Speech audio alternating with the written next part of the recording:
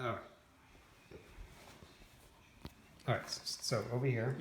So, so the way the bonus unit works in this game is when the ball drops into the out hole, it closes this switch, and presumably the bonus unit is currently in the 0 position, and then that causes the bonus control relay to assert, and then once it asserts, the relay is self-latching. These contacts connect against each other, and you're no longer in position 0, and so so basically this circuit is, you're in position 0, and so it stays, so the relay stays latched.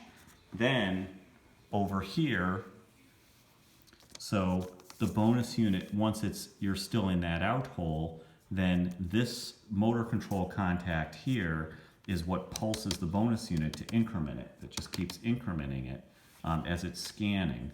Now, what actually assigns points are that the points are over here, which is your 500 score, which is, hold on a second, 500 score, which is this guy here. And so, so the 500 score is asserted whenever the bonus unit end of stroke switch is asserted. So each time it does an increment pulse, then it would trigger this relay, the 500 score, and then it will send out 500 points, essentially.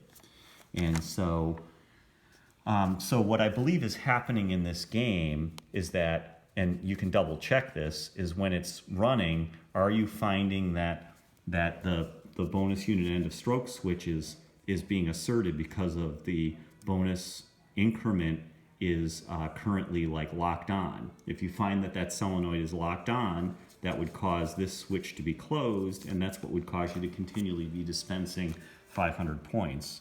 If you find that is locked on, then you have to follow the circuit of that solenoid itself, the coil, and you have to look at what are the things that would cause the coil to get locked on. Well, the first thing is there's a right top rollover lane, an inner rollover, double. Then there's the whole advanced relay. So you have to look at each one of these contacts and find who is shorted.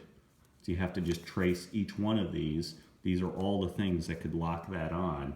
And inevitably, one of these switch pairs is probably shorted, or there's a shorted wire that's causing that. And you'll also notice that there's a score motor involved here as well. So if the ball is sitting in the out hole, this would interrupt that solenoid. If for some reason the score motor is not set up correctly and these two contacts are shorted, that would also cause that to occur too, like a continuous 500 points. So, but from what you're describing, I believe the issue is that this solenoid is locking on. It's turning on the end of stroke switch, which is turning on the 500-point relay.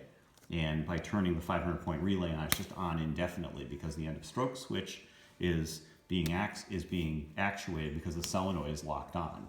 And so, so you just got to find out who's locking the solenoid on. Now the solenoid also can get actuated not only by these guys, but I believe it's also this scanning switch sequence here.